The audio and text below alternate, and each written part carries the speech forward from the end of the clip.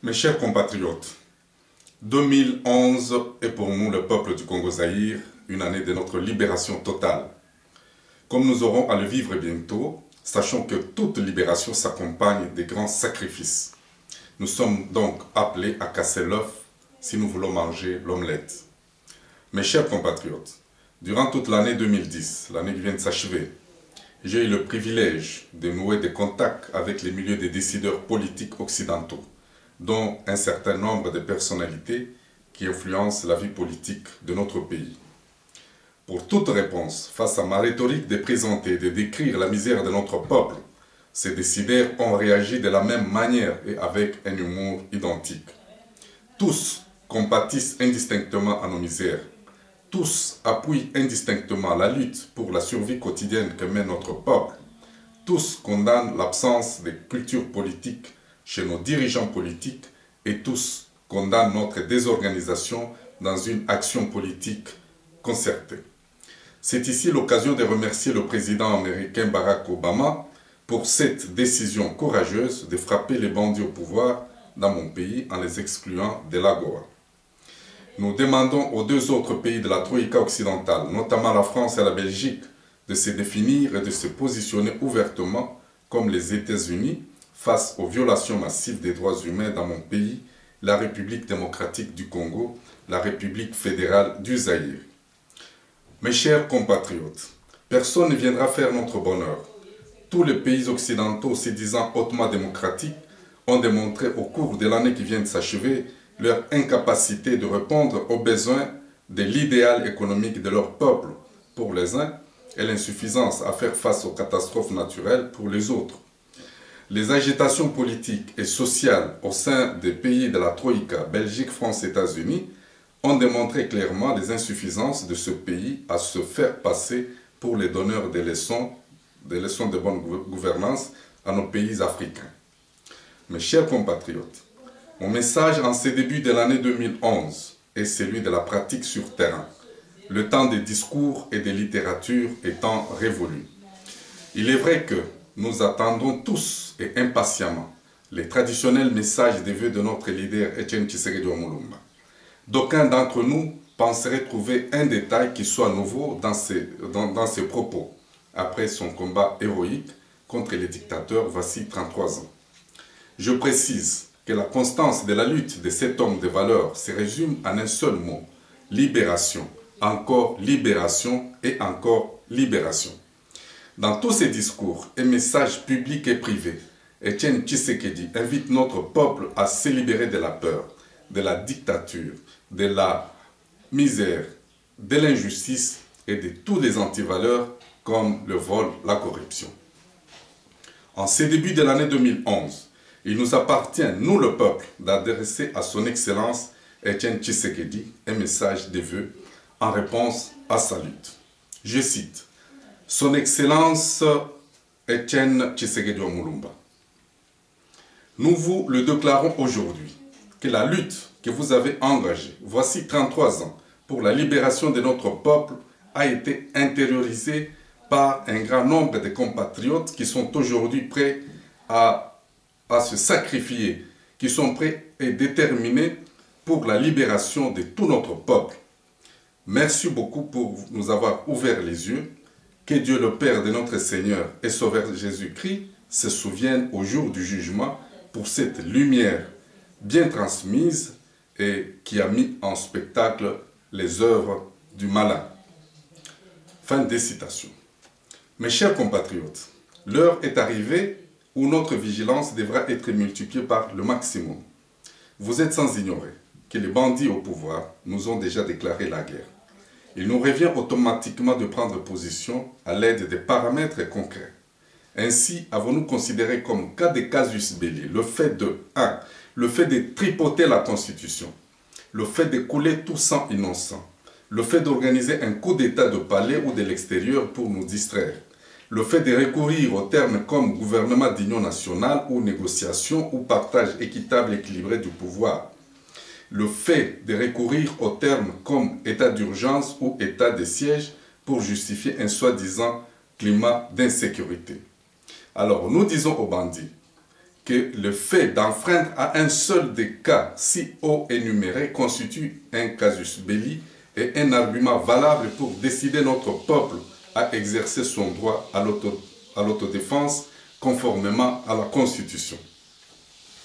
Mes chers compatriotes, au cours des 10 dernières années, nous avons connu plusieurs assassinats. Il nous appartient d'honorer ces illustres mémoires par un deuil national. Ainsi, au nom de la souveraineté de notre peuple et au nom de son Excellence Etienne Tshisekedi Wamulumba, notre leader politique, je décrète 4 journées de deuil national sur toute l'étendue de la République démocratique du Congo, la République fédérale du Zaïre. Les 4 jours vont du lundi 7 mars au jeudi 10 mars 2011, suivant le calendrier ci-après. Le 7 mars, journée en mémoire de nos politiciens assassinés depuis 1960, de Lumumba Patrice à Arma Tungulu, en passant par Évariste Kimba, Pierre Moulele, Daniel Botetti et les autres. Le 8 mars, journée en mémoire de nos femmes et filles violées par l'AFDEL, le PPRD et les autres bandits. Le 9 mars, journée en mémoire des journalistes assassinés, Serge Maïché, Didas Namujimbo, Frank Gike, Bapwa Mwamba, Ladislas Kibiswa, Coco Bruno Chirabiza et les autres.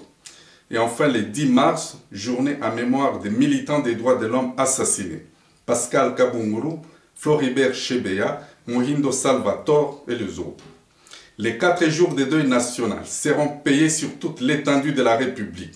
Durant le deuil, les établissements scolaires et académiques, les marchés ainsi que les magasins resteront fermés. Les débits de boissons exécuteront les chansons adaptées. Les manifestations de réjouissance cesseront leurs activités.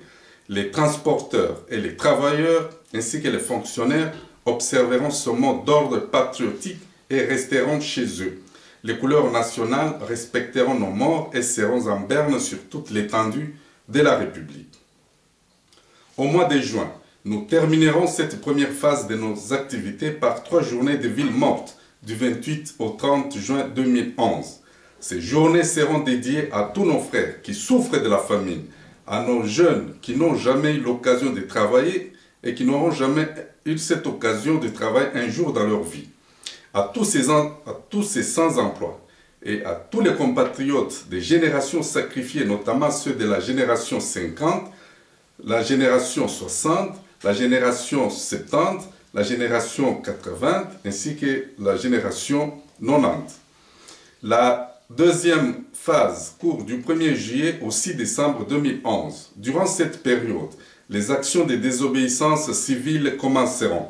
Cette phase connaîtra également les débuts de la grève générale et illimitée qui commencera le 1er septembre 2011, c'est-à-dire 3 mois de la fin du mandat présidentiel, conformément à l'esprit de la loi électorale.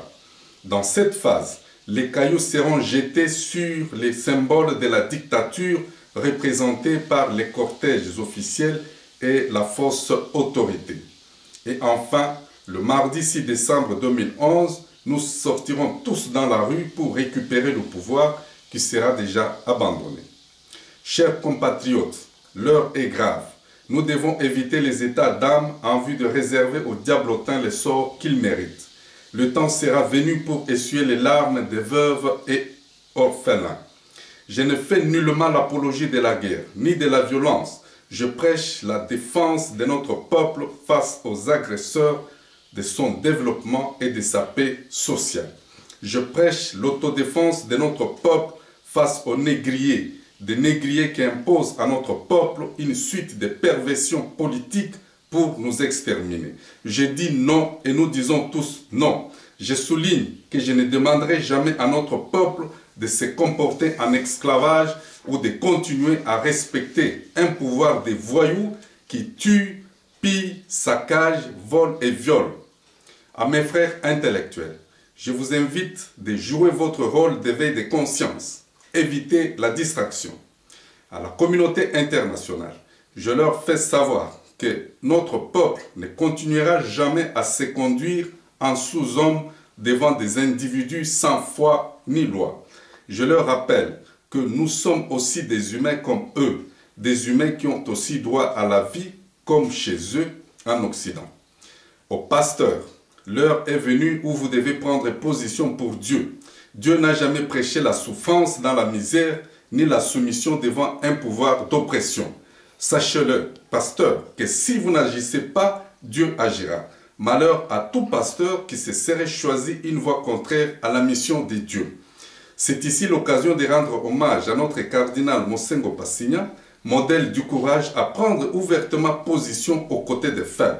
Je n'oublie pas également le grand mouvement d'éveil de conscience Épiphanie, un mouvement animé par des prêtres ici en Occident.